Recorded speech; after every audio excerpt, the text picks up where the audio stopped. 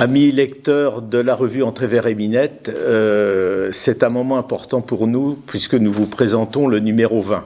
Alors je me souviens à la parution du numéro 1, il y a un ami qui m'avait dit, eh bien maintenant que le numéro 1 est sorti, qu'est-ce que vous allez faire? Qu'est-ce que vous allez bien trouver?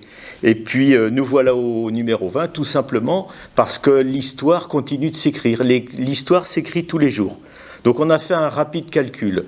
20 numéros, eh bien c'est 20 ans de travail, de recherche, ça représente 2000 pages de parution, 50 thèmes abordés, 45 hameaux étudiés, 15 témoignages de doyens, des clubs d'histoire rencontrés, etc., etc.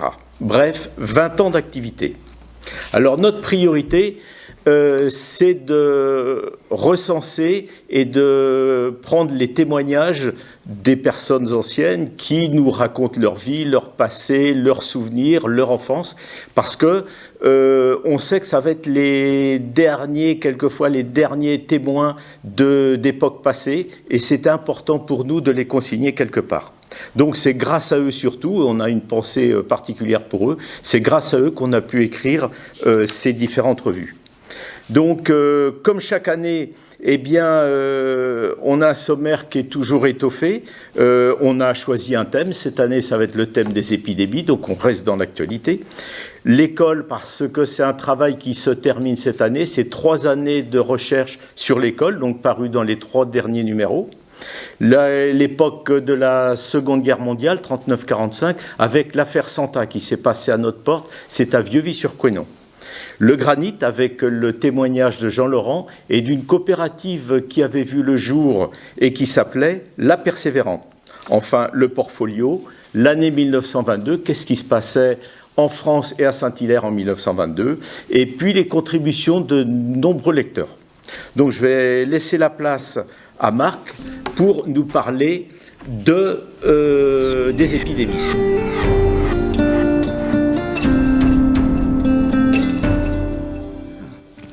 Eh bien, bonsoir. Donc, je prends la parole après Bernard, qui vous a finalement bien défini ce qu'allait être le numéro 20. On parle d'épidémie, vous savez très bien ce que c'est qu'une épidémie, vous êtes en train de baigner dedans. C'est peut-être même mieux qu'une épidémie. Vous êtes dans une pandémie, c'est-à-dire une épidémie qui se répand dans le monde entier. Donc, ça s'appelle le Covid. Le Covid qui n'existait pas, bien sûr, à l'époque dont parle la revue. Alors, quelles sont les grandes épidémies? Vous connaissez tous la grippe, qui est l'épidémie la plus connue. Elle a fait beaucoup de morts, c'était la grippe espagnole. Ça, c'est quelque chose qui est resté, je crois, dans les mémoires, même si ça a été un petit peu dissimulé à l'époque. Et puis, vous avez les grandes épidémies du Moyen-Âge. Vous avez la peste, vous avez la lèpre, il y a eu le choléra, la malaria, tout ça, c'est des noms qui vous parlent. Ça vous parle, mais dans le livre, dans la revue, vous allez en voir les détails.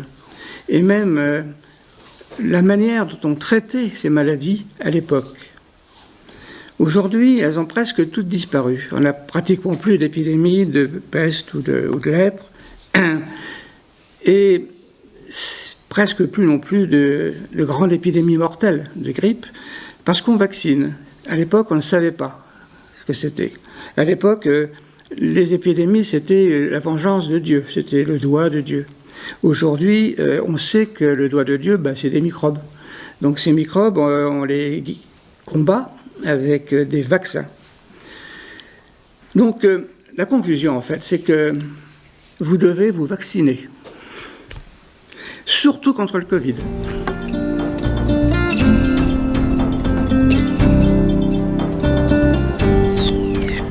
En 2019, nous avons abordé le sujet de l'école à Saint-Hilaire-des-Landes. Dans un premier temps, des témoignages ont été recueillis et des photos collectées. En 2020, avec l'aide de Patrick Bourgalet, nous avons retracé la grande histoire de l'école, qui n'a pas commencé avec Charlemagne, mais qui remonte à la Grèce et la Rome antique. C'est au XVIIIe siècle, siècle des Lumières, que l'on voit l'émergence de l'instruction. Saint-Hilaire n'est pas en reste, puisque c'est en 1776 que la comtesse douairière, Françoise Morel, veuve du comte Christophe de la Haye-Saint-Hilaire, projette de fonder une école. En 2021, nous nous sommes intéressés au bâtiment appelé Maison d'école depuis 1819. La liste des enseignants présents jusqu'en 1936 dans la commune de Saint-Hilaire-des-Landes a été établie. Louise Neuville, nommée en 1785, est la première institutrice à Saint-Hilaire-des-Landes. Nous avons également listé les candidats reçus au certificat d'études de 1893 à 1916. Cette année, nous publions les photos de classe prises entre 1954 et 1964. Nous prolongeons la liste des enseignants de Saint-Hilaire-des-Landes qui ont exercé de 1936 à 1967. Malheureusement, ces listes sont incomplètes. Vous pouvez peut-être nous aider à les compléter. Nous terminons par les témoignages d'élèves à l'école publique dans les années 50. Nous relatons également l'implication de la famille Simon au sein de l'amicale laïque et notamment de Amélie qui a travaillé à la cantine scolaire de 1956 à 1965. 1964. Sous l'impulsion de Francis Le Hérissé, un groupe d'élèves s'est constitué en cercle des jeunes. Cette très belle initiative leur a permis de se voir attribuer un prix par Jeunesse et Sport. Cet article doit clore le chapitre école sur lequel nous travaillons depuis 4 ans.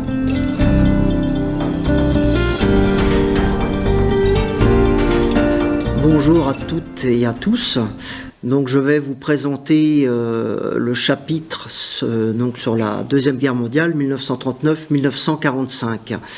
L'année dernière, nous avions édité un article sur Thérèse Coulon, résistante originaire de Saint-Marc-le-Blanc. Cette année, nous allons parler de la résistance sur Vieux-Vy-sur-Couesnon avec l'affaire Santa. Alors, qui était Santa ? C'était un officier de l'armée républicaine espagnole qui a combattu les troupes du général Franco pendant la guerre d'Espagne. Ensuite, il s'est réfugié en France et plus précisément à Vieux-Vy-sur-Couesnon, sur le site de la mine de Bray, où était installé un camp de réfugiés espagnols. Et pour la petite anecdote, ce camp de réfugiés espagnols était alimenté en beurre et en œufs par un commerce bien connu des Ilériens, la maison Gauchet. Au travers de cet article, nous allons vous faire découvrir les différents réseaux de résistance sur le secteur. Le maquis de la Roche-aux-Merles à Vieux-Vy-sur-Couesnon, le maquis des Verts à Saint-Hilaire-des-Landes, les différents actes de résistance, les parachutages à la Lande Pavée à Vieux-Vy-sur-Couesnon, à la Bellinais à Saint-Christophe-de-Valence, et bien sûr avec tous les protagonistes présents. Louis Pétry, chef des francs-tireurs partisans Bretagne, Maine, Pays de Loire, Normandie, pardon, son bras droit sur le secteur, André Olivry, originaire de la Maladerie à Saint-Sauveur-des-Landes, Yvonique Laurent, jeune résistant martyrisé et torturé et tué à Vieux-Vy-sur-Couesnon, et Roger Lénévette, membre du maquis de Vieux-Vy-sur-Couesnon. J'espère que cette chronique vous interpellera et je vous souhaite une bonne lecture.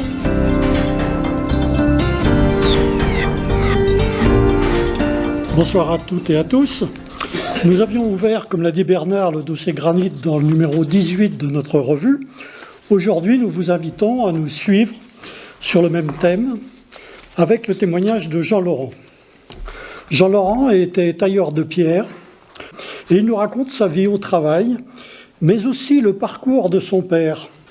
Son père était un homme de conviction, syndicaliste, engagé pour la défense des ouvriers du granit. Il fut secrétaire de la chambre syndicale des granitiers de Bretagne et de Normandie qui s'étendait de Lan-Hélin jusqu'à Vire. Son père a beaucoup milité pour l'abaissement de l'âge de la retraite à 60 ans. Et oui, déjà. Il faut savoir qu'à l'heure de la retraite à 65 ans, dans cette profession, seulement 1 à 2% des ouvriers étaient encore vivants. Lamondrey. Nous ne pouvons pas évoquer son nom sans dire un mot des multiples carrières situées à proximité. On n'en compte pas moins de 7 dans un rayon d'1 kilomètre. Et nous devons bien entendu évoquer la Persévérante. La Persévérante n'était pas une entreprise comme les autres. C'est une société coopérative ouvrière de production, autrement dit une SCOP. Elle fut fondée en 1937 par Pierre Le Guérinel. Mais revenons au petit Gingin, puisque c'est ainsi qu'on appelait Jean dans les ateliers. Selon la tradition, dans cette profession, comme dans d'autres, j'imagine, on donnait un surnom à ses collègues. Petit Gingin, car c'était le fils de Jean. Jean aimait son métier, c'était sa passion, mais il en avait une autre, le vélo. Il faut dire que chez nous, le vélo et le granit vont de pair. Et Jean nous explique pourquoi. Jean nous partage aussi une expérience d'artiste, une expérience qu'il a vécue dans son atelier à Fougères. J'ai trouvé cette histoire assez cocasse, mais je n'en dis pas plus, je ne veux pas gâcher votre plaisir. Je vous souhaite une agréable lecture du numéro 20 d'Entrée vers et Minette. Numéro 20, et oui, 20 ans déjà.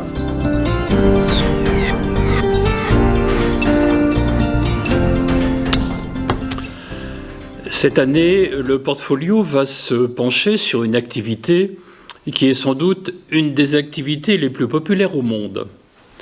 C'est une activité qui permet de se rencontrer, de développer des échanges, qui parfois aboutissent à des confrontations. Mais une chose est certaine, c'est que cette activité est sans doute, sûrement, l'un des meilleurs moyens de s'intégrer à une commune et à ses habitants. Alors vous avez sans doute deviné de quoi il s'agit. Si ce n'est pas le cas, eh bien vous ouvrirez la revue. Et puis une petite chose pour terminer, nous sommes certains que vous possédez dans le fond de vos armoires familiales, dans le fond de vos tiroirs, des trésors de photographies. Quelle date du XXe, début XXe, quelle date même peut-être du XIXe. On doit pouvoir en faire des articles. Faites-nous en profiter, faites-les vivre. Nous vous remercions.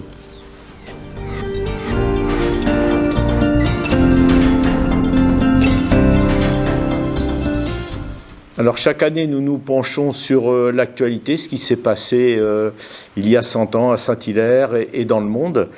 Et nous faisons également un retour sur les classes et nous laissons la parole à nos doyens. Donc cette année, nous laissons la parole à Victor Gommeret et Pierrette Bazara, 2 parcours complètement différents, mais nés à Saint-Hilaire il y a 90 ans et que vous découvrirez dans cette revue. Voilà, je n'en dis pas plus, 2 parcours passionnants.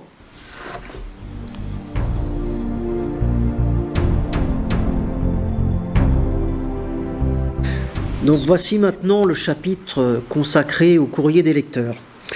Donc vu le retour de nos lecteurs, on peut dire que c'est un chapitre qui a énormément de succès, ce qui nous encourage à continuer dans nos recherches. Pour cette présentation, nous avons sélectionné 2 courriers de lecteurs assidus.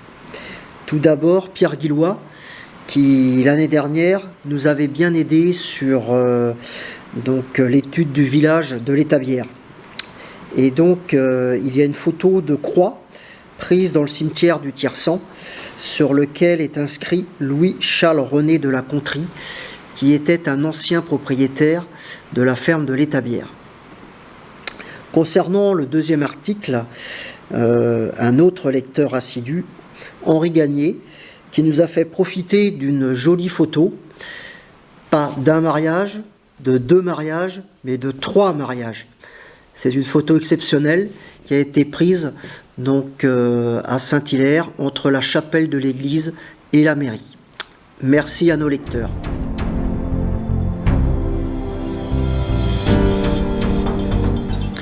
En fin de revue, on fait une rétrospective sur toutes les activités de l'année et on se rend compte que finalement, on a balayé pas mal de choses. Donc je penserai seulement à la première manifestation, ça a été le retour sur le passé avec le thème des épidémies, on l'a vu tout à l'heure, des conférences au Dorico, 150e anniversaire de l'arrivée du train dans le Coglay, des balades patrimoine et une belle innovation cette année. Là, je dois remercier les 2 chevilles ouvrières que sont Gwenaëlle Amar et Morgane Boulière en direction des jeunes de la commune. Donc on a fait des visites autour de l'église, du bourg, du château, du hameau de Bossard et là, on se rend compte qu'il y a de la relève et c'est une grande satisfaction pour nous.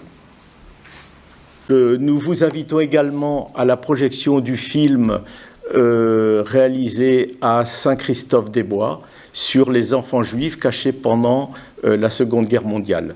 Donc nous ne vous oublierons jamais, c'est le titre du film et ça se déroulera au Pôle des Landes le 3 décembre à 18h, salle du Pôle des Landes.